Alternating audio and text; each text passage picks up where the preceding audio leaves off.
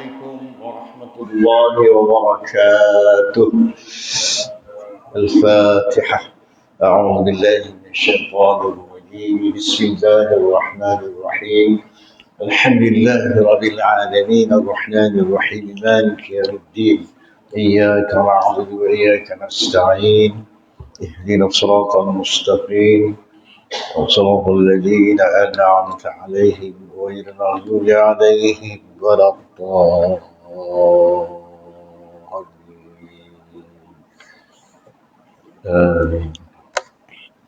الحمد لله والشكر لله والصلاة والسلام على رسول الله وعلى آله وأصحابه ومن والاه.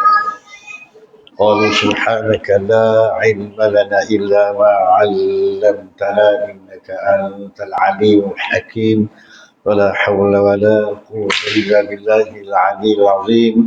رب اشرح لي صدري ويسر لي أمري واحلل عقدة من لساني يفقه قولي. أما بعد. قال الله تعالى بعد أعوذ بالله من الشيطان الرجيم: واذكر ربك في نفسك تضرعا وخيفة ودون الجهر من القول بالغدو والآصال ولا تكن من الغافلين. وقال تعالى: فاذكروني أذكركم واشكروا لي ولا تكفرون. صدق الله العظيم. Ma'asyiral muslimin rahimakumullah. Tuan-tuan boleh datang kuasa masjid, Tuan Imam, boleh kasih Tuan Imam kita, khususnya Tuan-tuan Bilal, tuan-tuan saudara, adik-adik, anak-anak semua yang dikasihi sekalian. Alhamdulillah, pertama-tama sekali saya mengajak diri saya dan semua yang ada, marilah kita panjatkan puji dan syukur kita kehadrat Allah Subhanahu wa taala di atas limpahan kurnia, izin, inayah, hidayah dan taufiknya. Kita diberi kesempatan, diberi peluang, diberi kita kesihatan badan, kesejahteraan dan kekuatan untuk sampai untuk mendatangi masjid kita yang indah, ramai, yang mulia ini. Mudah-mudahan kita dimuliakan Allah dalam berada di tempat yang paling mulia daripada ribuan tempat di luar sana. Mudah-mudahan kita dimuliakan oleh Allah dengan sebab niat kita yang mulia, iaitu mencari keampunan dan keredaan Allah Subhanahu wa taala. Bulan lebih lagi kita akan mendapat kemuliaan dari Allah dan keberkatan dalam insya-Allah doa dimustajabkan bila berada di majlis ilmu. Juga dikatakan majlis ilmu juga majlis zikir. Kebetulan pula tajuk hari ini kita beralih pada tajuk zikir dan doa yang kita gunakan pakai kitab Mu'izatul Mu'minin dari Syekhul Islam Imam Ghazali rahimahullah ta'ala, muka surat 158, kitab saya lah. Kalau kitab cikgu tu tak tahu muka berapa tu, besar tu. Ya, tuan-tuan yang dikasih sekalian, kita beralih tajuk baru. Kalau sebelum ini mengenai salat, kalau perkara yang berkaitan dengannya, nak dibuat lain bertajuk zikir dan doa. Rasanya kalau tanya orang-orang yang suka dengan tajuk-tajuk yang membastik, tajuk-tajuk semasa yang menjadi isu hari ini, bila tajuk zikir dan doa ni macam tak penting. Ya, tak ada tajuk lain ke Ustaz? Carilah tajuk-tajuk yang membastik, yang menjadi isu sekarang ni, tentang ekonomi, tentang harga barang naik, tentang isu krisis politik dan sebagainya. Ini tajuk zikir dan doa. Tak apa, tengok di mana Allah Subhanahu wa taala berfirman, "Fadhkuruni adhkurkum washkuruni wa la takfurun." Ingatlah olehmu akan aku. Nescaya azkurkum, aku ingatmu. Washkuruni, dan bersyukurlah kepada aku. Wala takfuru, jangan kamu kufur kepada aku. Tapi yang menjadi syahid ayat ini saja. Washkuruni azkurkum. Yang tadi itu saya tambah ujung ayatnya. Itu tajuk yang lain. Bersyukuri, tajuk berzikir. Allah Ta'ala perintahkan kita berzikir. Ada perintah zikir ini jadi wajib, ada jadi sunat, ada jadi makruh, ada jadi haram. Jadi memang sesuatu perkara itu dia tertakluk kepada 5 hukum. Wajib, sunat, haram, makruh dan harus. Itu syariat Allah secara umum saja. Kalau buat fiqh tu tambah lagi beberapa hukum. Sah, batal, mani', mustahab dan sebagainya, halal, haram. Itu. Okey. Kita lihat tajuk kecil di bawah ni ialah keutamaan zikir. Firman Allah Ta'ala saya bacakan tadi memerintahkan kita supaya ingat akan Allah. Bila kita ingat Allah, nescaya Allah akan ingat kita. Jadi sini zikir ni diberi maksud yang luas. Bukan zikir semata-mata kita menyebutnya. Subhanallah walhamdulillah wa la ilaha illallah wallahu akbar. Subhanallah walhamdulillah wa la ilaha illallah wallahu akbar. Zikir munajat. Ataupun subhanallah, subhanallah, alhamdulillah, alhamdulillah, dan seterusnya. Bukan itu saja, itu satu daripada cara kita berzikir. Mana zikir yang seterusnya boleh dikatakan berzikir ataupun kira berzikir memahami ayat-ayat Allah, memahami sifat-sifat Allah kalau akidahnya, memahami sifat-sifat Allah sama ada sifat Allah yang wajib, yang mustahil dan yang harus. Ini lagi anfak, lebih berguna, lebih diutamakan. Dalam kita hanya berzikir subhanallah, subhanallah 33 kali, 100 kali juga, tapi tak faham apa itu subhanallah, maha suci Allah. Akidahnya tidak faham. Apa itu Allah tidak dipaham, disebut sifatnya. Ini artinya zikir lisan tadi tidak ada artinya. Bolehlah bagi perkataan yang baik kita sebut. Digalakkan kita menyebut perkataan yang baik-baik. Walaupun tak faham. Daripada bercakap bersebut yang tak baik, lagi out lah. Dulu tak boleh. Adalah lebih baik kita memahami maksud apa yang kita ucapkan itu. Terutama dalam solat kita ada rukun qauli yang menjadi rukun. Ada perkara yang solat kan kita baca tasbih, doa-doa dan sebagainya itu perlu dipaham. Bila kita memahami dan pula menyebutnya dengan betul, dua-dua dapat pahala, dapat ganjaran. Betul makna zikir dalam memahami Allah Subhanahu wa taala, hukum hakam Allah taala, syariat Allah, kejadian ciptaan Allah di langit di bumi dan segala-galanya kita memahaminya, kita mengamatinya, merenung, memikir, memaham. Itu zikir. Zikir ada kata memaham.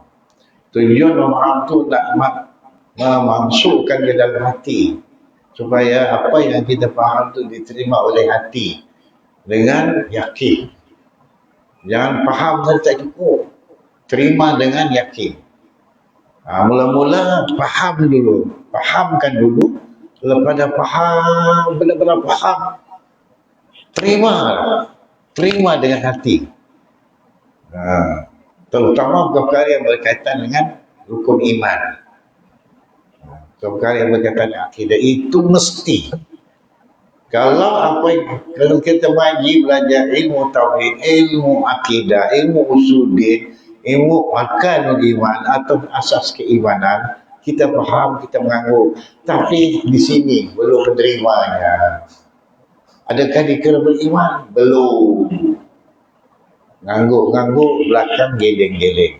Jadi angguk belakang geleng-geleng tu dia tak abang pun, dia tak buat pun. Bila tak buat, maksudnya dia belum terima dengan hati yang yakin. Mungkin diterima tapi berpenyakit lagi. Dia terima tidak sepenuhnya. Dia terima dalam keadaan mungkin syak, ragu-ragu. Yang kedua, zon, sangka-sangka. Ketiga, waham, sama-sama. Lagi-lagi yang keempat ini tak tahu, jahil. Ini out lah. Ni dia menerima. Tadi dia faham. Ni tiga ni ada penyakit. Tiga-tiga ini dikira belum beriman. Belum beriman. Atau senang cakapnya supaya orang tak berapa keterlaluan atau tak cakap tak beriman lagi. Dalam ilmu tauhid belum beriman tu. Tapi indah cakapnya belum sempurna iman atau lemah iman. Bila lemah, ada penyakitnya. Itulah penyakit di tiga. Syak, zan, dan waham. Dia tidak sempurna, tidak kukuh, tidak kuat, tidak sepenuhnya. Kalau dalam satu bijana tu diisi dengan benda yang pepejal. Pepejal ni kita masukkan, tidak ada langsung ruang udara masuk, lagi-lagi air penuh. Itulah umpamanya, diperumpamakan. Tidak dimasuki syak, zan, dan waham.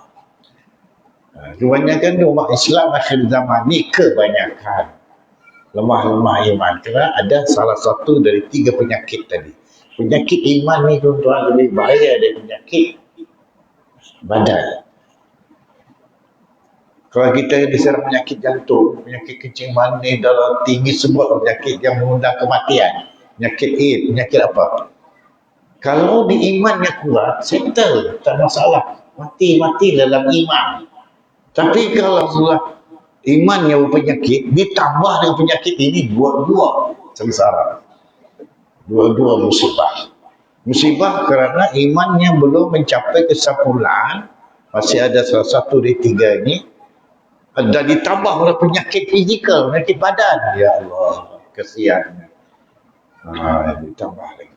Bila diserang penyakit badan, mula sudah dia macam tak puas hati dengan Allah. Kerana dia tak yakin sepenuhnya imannya tak sempurna. Maka tak sempurna imannya, tak kuat kukuh, mula dia memerontak, mula dia marah, mula tak puas hati, mula dia nak protes, mula dia sampai perangkat yang jahil tu bunuh diri.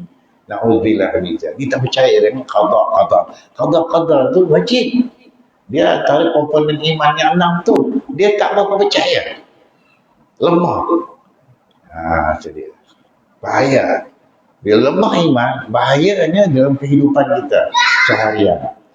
Dia tidak akan mencapai keislaman yang sempurna disebabkan dalamnya yang menjadi super power yang melahirkan tenaga, kekuatan untuk menggerakkan anggota badan berbuat apa yang diperintahkan Allah dan apa yang ditegah oleh Allah. Dia tak boleh buat. Kalau buat begitu-gitu je, tak bersungguh, dan ikhlas pun diragui keikhlasannya. Sebab keimanan yang lemah menjadi faktor keruntuhan akhlak, keruntuhan dalam menegakkan syariat dan lain-lain. Dia sukar orang ni kita tak percayai dari segi kejujuran dan amanat gara-gara lemah iman. Sukar. Kerana bukan boleh dipercayai sangat. Yang kedudukannya masih lemah iman. Siapa tuan-tuan? Tepuk dada, tanyalah iman masing-masing. Itu. Tapi benda ni kita tak nampak tuan-tuan. Bila kita mengaji untuk ilmu, baru nampak. Ini tak mau datang kuliah ilmu. Tak datang ni Datuk apa tu datang mau lagi hebat. Tak datang juga tu panggil orang yang popular pun tak datang, tak tahu lah. Tak popular macam saya ni okey lah cikgu kan. Ini panggil orang popular, panggil bawa pasport, tiket segala macam beribu-ribu tu. Kali datang begini saya datang, Allah tak berbaloi. Datuk Kazim tu, Datuk Ustaz Kazim tu, saya tengok masjid negeri saya tanya tu, lebih kos 10,000 kos dia. Allah Allah, masjid negeri tak pala, dia banyak duit. 10,000 tu hotel, penginapan, tiket pergi balik, dia baca ramah lagi mana-mana tempat. Semua tu lebih kos 10,000. Saya dah tanya lah, mampu ke masjid kalau mengatal nak sambut orang yang popular begitu? Tengok isi ceramah dia lebih kurang juga. Tak lebih kurang isi dia. Dah lama profil dia, bila nak profil dia macam penyanyi lah. Tak sadar mana suaranya pun, tapi dia orang dah profil dia tu macam ngamit orang nak dengar, orang nak tengok. Okey. Cuma penyampaian berbeza kan. Penyampaian berbeza itu yang menjadi interesting. Orang ada yang tidak menarik atau tidak. Cikgu yang mengajar sama aja. Itu penyampaian cikgu guru di berlainan satu kalau masing-masing ada kelebihan dan masing-masing ada kelemahannya. Baik, teruskan pada zikir ini. Ayat Al-Quran sebagai dalil fadhkurni azkurkum. Itu Allah ingat supaya ingat Allah. Bila kita ingat Allah, Allah akan ingat kita. Dan arti kata yang meluas ke Tuhan. Jangan subhanallah, subhanallah saja ingat Allah. Tapi tak faham, tak rasa gerun, keimanan kita lemah dengan Allah. Ingat Allah, tapi kelemahan kita dari segi aspek pemahaman, keyakinan lemah. Allah macam, kau ingat aku, sebut aku, tapi tak kenal dengan aku. Kau sembah aku, tapi tak kenal dengan aku. Begitulah. Mana Allah nak bagi pahala, mana Allah tukar. Dia kenal Allah. Bukan kenal Allah dengan mata minda semata-mata, itu ramai berlaku. Jadilah orang intelektual para alim ulama dari sini. Ini hanya di sini. Bolehlah pandai bicara, pandai berbicara, pandai beri kuku, pandai ini. Tapi semestinya mereka itu semua, iman mereka itu mencecah di hati. Sampai di hati adalah diterima dengan hati yang sepenuhnya tanpa penyakit. 4 penyakit tadi, ada 3 penyakit tadi. Dia tak mesti mengaji tinggi-tinggi itu. Dia yang apa yang Allah ingatkan ke lelaki, adakah kau kenal dengan aku itu dengan hati atau dengan ini? Bukan dengan ini tak penting, ini prasyarat yang menjadi matlamat kita ini. Hati menerimanya dengan sepenuh keyakinan, baru sampai matlamat atau objektifnya. Kita beribadah sekian lama, 20 tahun umur dia, ke umur. Tapi begitu keadaan iman kita. Nak tahu keadaan iman kita bila Allah uji kita dengan pelbagai ujian, bagaimana keadaan situasi kita. Itulah jawapannya. Sebab apa? Iman. Tu kalau iman yang kalian, insyaAllah, bila kita berzikir tak usah banyak, Allah akan ingat. Bila Allah kita ingat Allah tu tak mesti dengan lisan, tak mesti dengan memaham, tapi ingat Allah dengan hati. Dengan hati. Kan zikir itu ada zikir lisan, ada zikir akal fikir, ada zikir qalb hati, ada zikir fi'il perbuatan. Empat tu salah satu dari zikir berzikir. Tapi zikir yang banyak-banyak 4 unsur tadi, zikir hatilah yang menjadi keutamaan. Kenapa beliau diam? Dia tengah berzikir. Bukan menung, apalah nasib aku depan, nasib aku di akhirat bagaimana, aku ni banyak dosa, mikir tentang dosa. Zikir tu. Ya Allah, ampunilah dosaku, ya Allah. Macam tuan-tuan duduk banyak ilmu, kita mesti doa, ya Allah. Kata doa mustajab. Kalau nanti doa, ya Allah, dengan berkat majlis zikir ini, majlis ilmu, perlangkanlah doaku, makhluk doa permintaan aku, ya Allah. Itu kelebihan duduk majlis ilmu. Di samping para malaikat datang ramai-ramai berbondong-bondong mendampingi orang yang berada di majlis zikir, majlis fikir, majlis ilmu ni, mendoakan. Dapat doa dari para malaikat, mendoakan kita. Tapi orang tak nampak benda tu, orang tak percaya. Dia tak nampak tu tak percaya. Apa semayang zikir? Itu semua datang malaikat mendoakan. Ni pas semayang assalamualaikum, hilang tu lah. Emergency dah lah. Tak ada apa-apa, balik buat cari handphone je deh. Handphone. Duduk zikir bersama imam. Sampai imam kata Allah minkum baru selesai. Baru kita bangkit. Cantik. Walau benda tu bukanlah wajib, bukan dia sunat harus, tapi benda tu kalau harus kita olah dia, kita olah dia menjadi ibadah, jadi ibadah. Dia boleh membawa kepada kebaikan yang banyak. Okey, seterusnya firman Allah dalam surah Al-Ahzab ayat 41, uzkurullah dzikran katsira. Allah perintahkan kita mengingat Allah banyak-banyak. Banyak-banyak ni 1000 kali, 2000 kali, itu boleh dimaknakan begitu, banyak-banyak.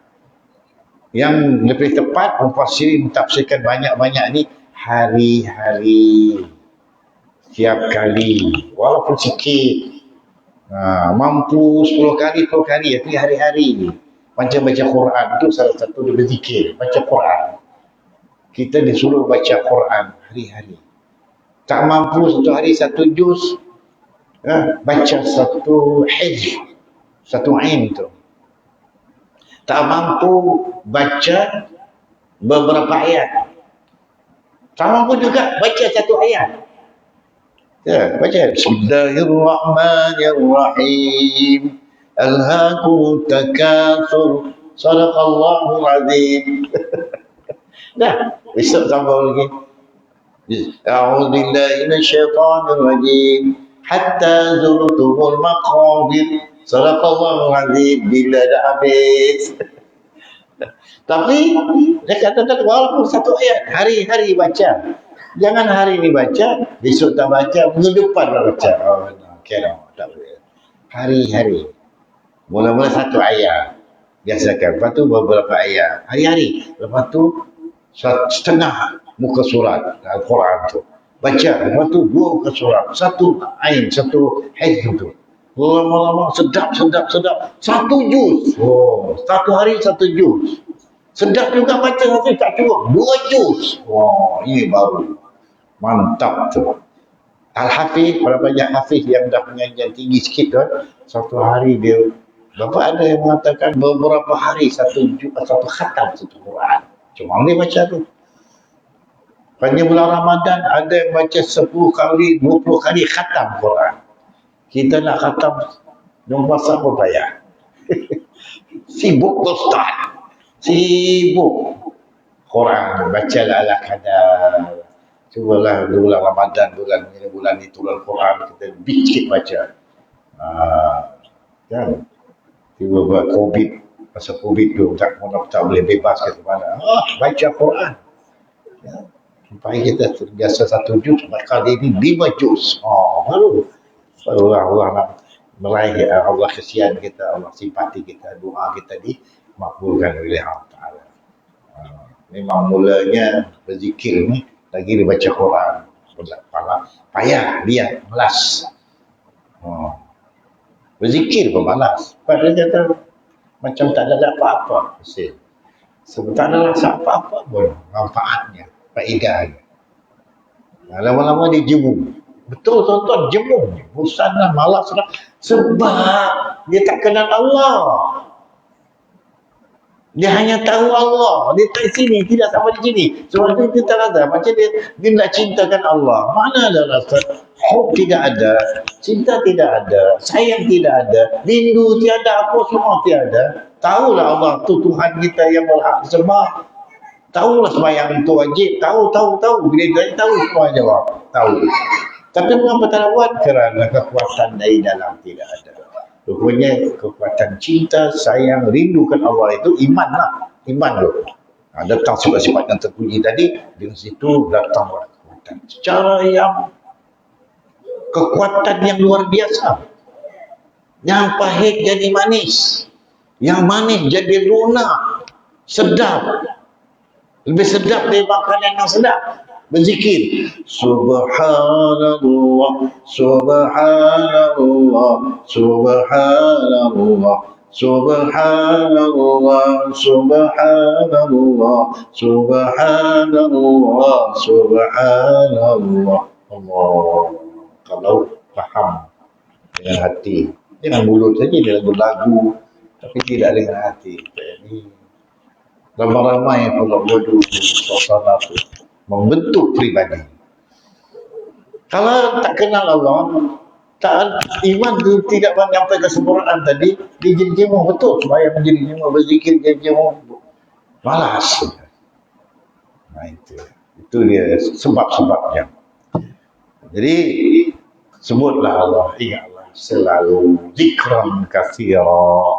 Seterusnya ayat surah Al-Imran ayat 191 yang popular ayat ini. A'udzu billahi minasyaitonir rajim.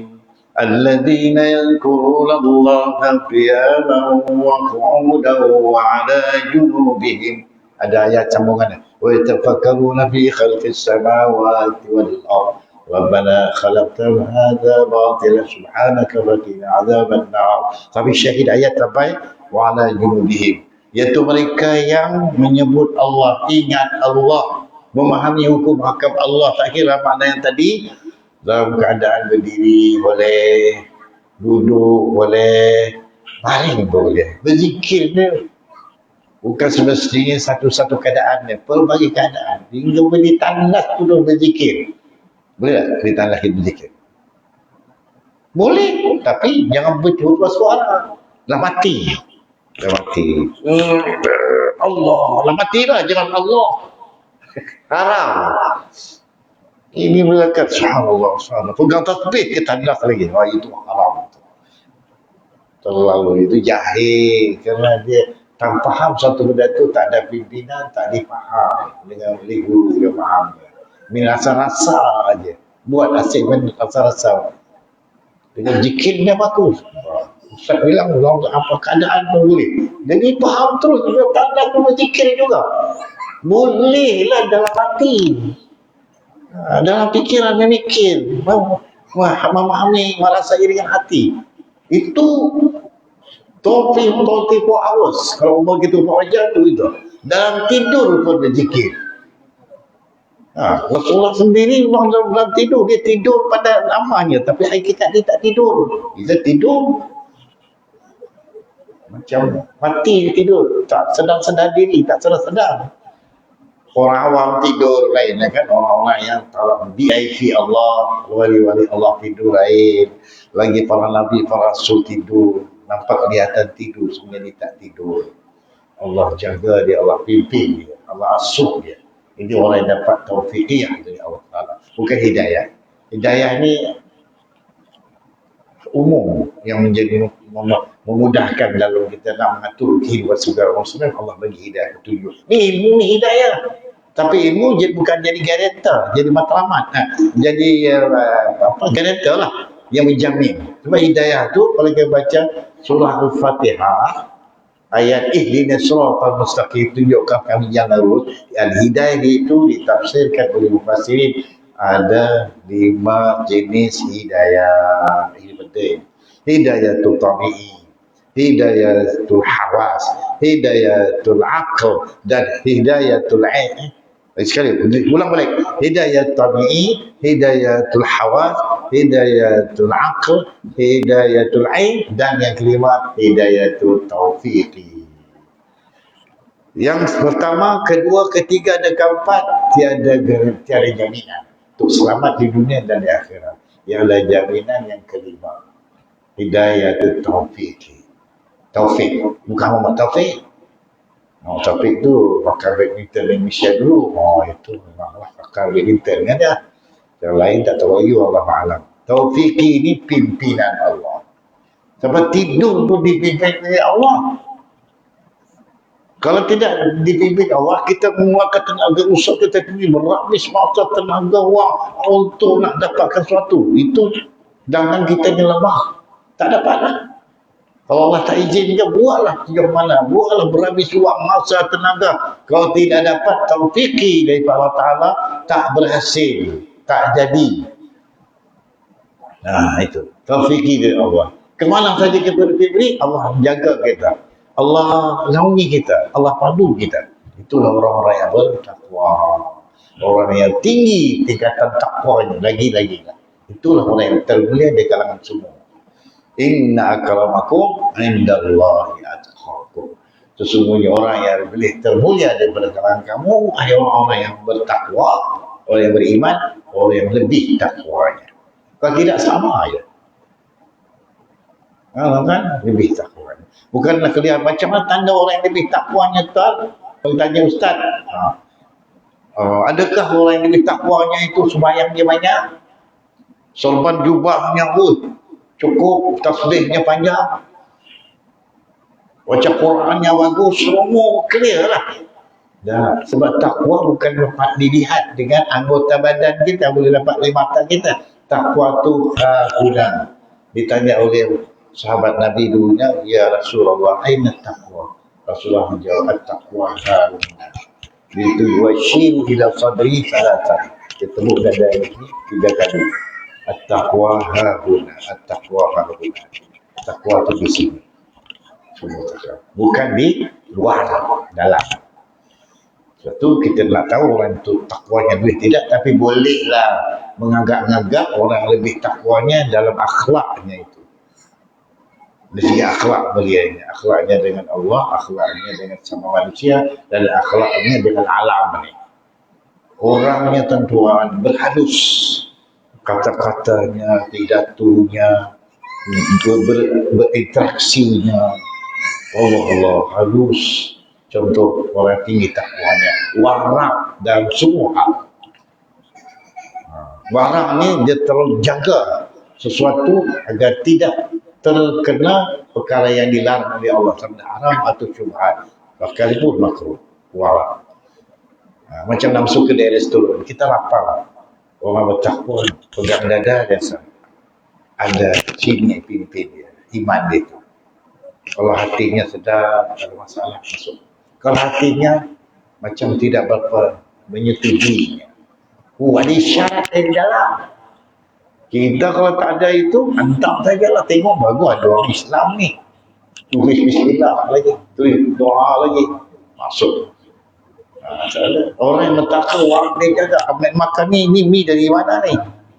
Siapa yang masak, siapa yang produk dari mana ni, pergi dan beli barang makanan, dan beli manok dekat supermarket. Ayam ni sembelih cara syariat ke tidak, orang mikir betul kan? Jaga betul dia. Jangan sembarang sembrono, betul jaga, beli saja, makan saja, yang penting halal. Sebab benda yang makannya bukan cukup halal, tak cukup. Halal, kualiti, bersih. 3 ni. Ni juga halalan thayyibah. Saya tambah satu di mesra. Ulang balik. Halal, bersih, kualiti, mesra. Baru halalan thayyibah. Kulu min thayyibati ma razaqnakum. Makanlah daripada benda-benda yang baik daripada aku ni ada rezeki pada kamu, yang akan mendudahkan pada kamu. Allah suruh tanya baik-baik. Itu dia. Itu bagaimana semua ni dari keimanan yang mantap tadi, yang akan memimpin, yang guide hidup kita sehingga demikian rupanya. Ini orang tinggi, tanda-tanda ketakwaan yang tinggi. Kalau menerima menyumbang tu dia tak fikir panjang. Apa kalau masuk tabung Jumaat ni? Fikir. Tak ada. Orang tinggi takwa dia, apa yang dipaksud tu seluruh kaki, kaki nak apa? Tangan kiri tegang makanan, tangan kanan dia tengok berapa ringgit, masuk terus. Dia tangan kiri menyembunyikan berapa amount yang dipegang pada tangan kiri, tangan kanan mencapai, masuk. Itu ikhlas. Bila bercakap ikhlas, kita kata saya ikhlas ni walaupun sedikit. Ikhlas walaupun sedikit, bila betul keadaannya mak Allah beri ganjarannya. Tapi kita sebagai penyumbang, penerima, pemberi sedekah, jangan mengatakan kita dah ikhlas. Bila kata kita ikhlas, dah tu namanya tak ikhlas. Kerana ikhlas ini, siapa yang tahu? Allah saja yang tahu. Kita tahu pula kita ikhlas. Walau bila berlebih. Allah punya kerja Allah. Ikhlas dikata dalam hadis kursi, al-ikhlasu sirrun min asrari wa wada'tuhu min ahbabi. Ikhlas ni adalah rahsia tu. Ikhlas itu rahsia dari rahsia-rahsiaku. Aku campakkan, aku beri kepada orang yang aku kasihi. Di kalangan orang hamba-hamba Allah yang dikendaki, yang dikasihi saja Allah bagi ikhlas. Maknanya kalau orang Allah benci, manalah keikhlasan kita dapat.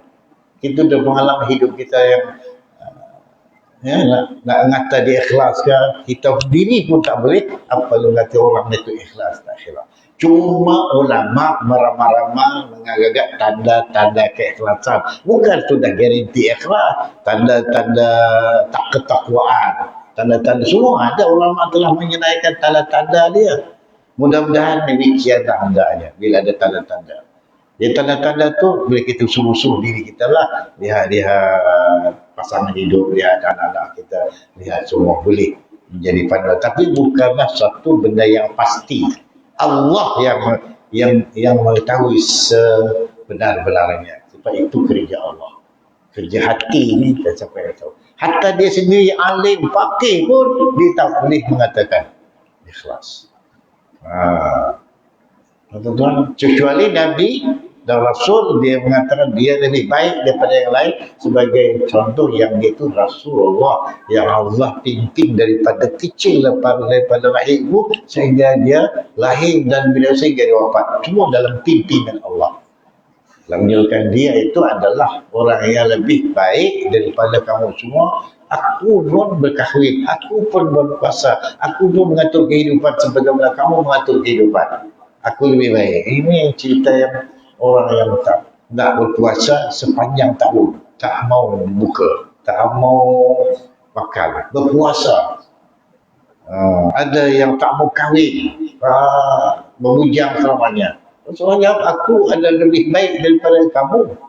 Aku berkahwin, aku berkeluarga, aku bermasyarakat, aku berkahwin, aku dan seterusnya. Macam orang lain juga. Mengapa kamu tidak mau berkahwin? Mengapa kamu tidak mau bersungkai, berbuka? Mengapa tidak berpuasa seterusnya? Dan sebagainya. Tuan-tuan. Bis. Jadi, kedudukan ayat ini, maksud ayat ini, kita boleh berzikir dalam pelbagai tempat dan suasana. Namun, kita tak boleh sama sekali lalai daripada ingat Allah. Ingat Allah itu zikir. Zikrullah, ingat Allah. Bukan hanya sebut, ingat Allah itu. Ingat Allah bukan hanya mesti disebut, tapi diingat. Dipaham dan diingat dengan hati. Jangan lalai. Bila lupa, bila tak ingat, bila lupa di sini, artinya kita dikategori orang yang lalai. Disebut wala takun minal ghafilin. Jangan kamu jadi golongan orang yang lalai. Ni ayat ni memang menepati tu, tapi ayat tu belum baca lagi, belum lagi. Itu.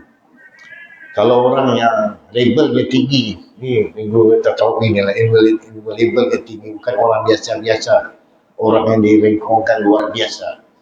Yang disebut dalam sebuah hadis yang sahih, ajaban li amril mu'min, inna amrahu kullu khair. Baca hadis tu. Idza asabat usara'u syakar fakana khairan lah, wa idza asabu dhara'u sabar fakana khairan lah.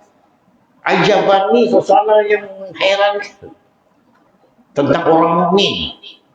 Bila orang mukmin, insya-Allah orang bertakwa. Orang mukmin dilihat oleh orang awam suatu benda yang ganjil. Kau ni heran betul lah kami tengok. Kamu ni lain dari yang lain. Itu. Ada yang mengatakan dia gila. Segala urusan hidupnya khair, positif. Kalau itu pandangan dia tak pernah menglabel orang, mengata orang yang buruk-buruk, yang buruk-buruk lah, menghina, memaki, melabelkan macam-macam. Walaupun depan mata dia lihat benda terang-terangan, dia kafir, dia syirik, dia fasik, dia apa lagi, jahat, dia pembunuh, dia penyamun, perompak. Dia ditanya orang ini, macam apa pandangan tuan? Dia pandangan dia positif begini, dia tidak mengatakan dia ni. Kalau orang yang tak positif, ini nak tahu neraka mana Allah campakkan nanti. Belum mati lagi orang tu. Dia dah kata.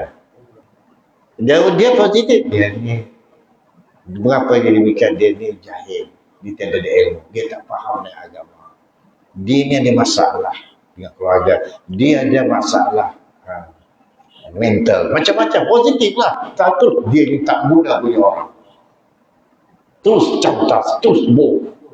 Ini memang tak mudah punya orang. Mati, manalah neraka mana yang awak campakkan. Waduh, neraka terus. Itu rawan.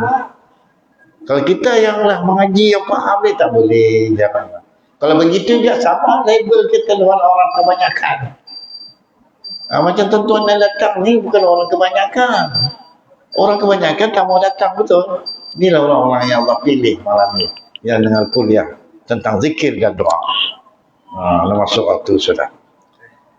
Itu ayat yang berkenaan dengan zikir dan suasana berdiri, duduk dan baring, boleh saja.